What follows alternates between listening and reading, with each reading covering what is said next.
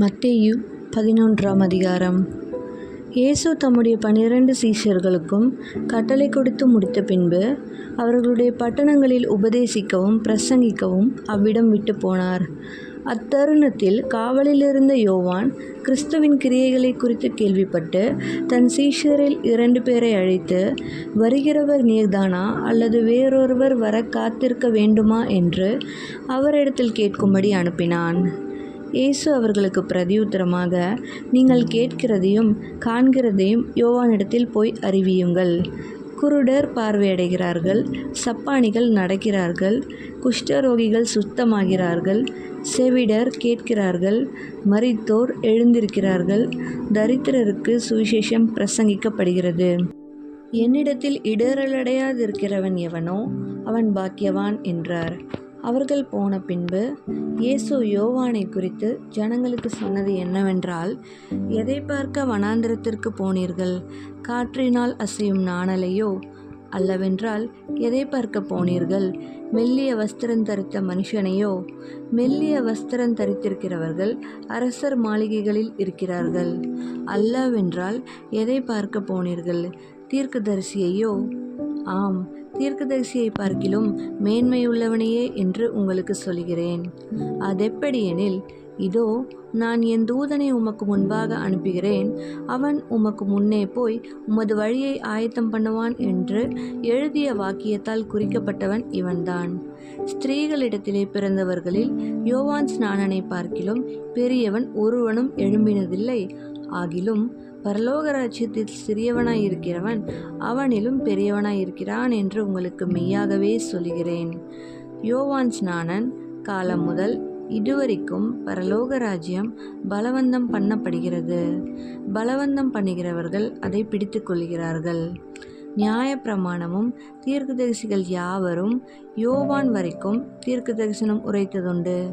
நீங்கள் ஏற்றுக்கொள்ள மனதாயிருந்தால் வருகிறவனாகிய எலியா இவன்தான். கேட்கிறதற்கு காதுள்ளவன் கேட்க கடவன்.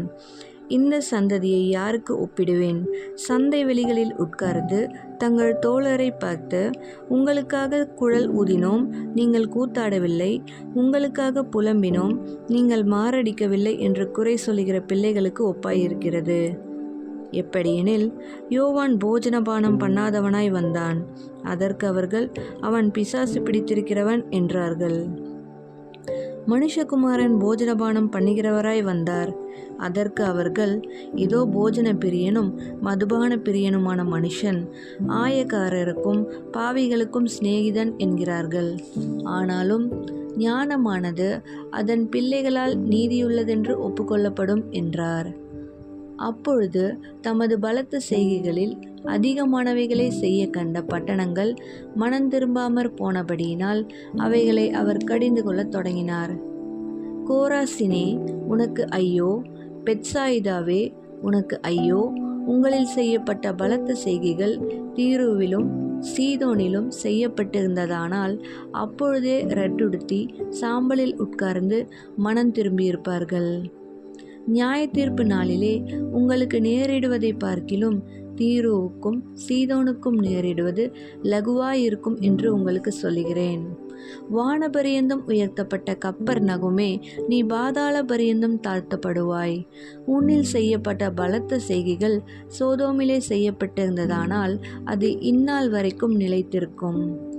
நியாய தீர்ப்பு நாளிலே உனக்கு நேரிடுவதை பார்க்கிலும் சோதோம் நாட்டிற்கு நேரிடுவது லகுவாயிருக்கும் என்று உங்களுக்கு சொல்லுகிறேன் என்றார்.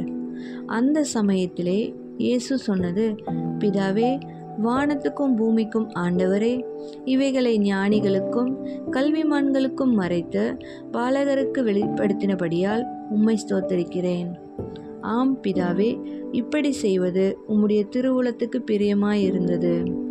சகலமும் என் பிதாவினால் எனக்கு ஒப்பு கொடுக்கப்பட்டிருக்கிறது.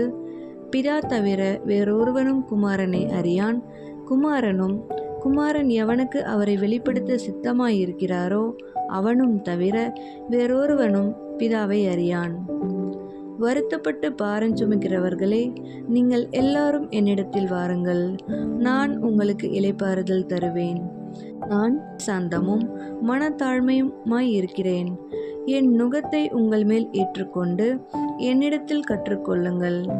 அப்பொழுது உங்கள் ஆத்துமாக்களுக்கு இளைப்பாறுதல் கிடைக்கும். என் நுகம் மெதுவாயும் என் சுமை லகுவாயும் இருக்கிறது என்றார்.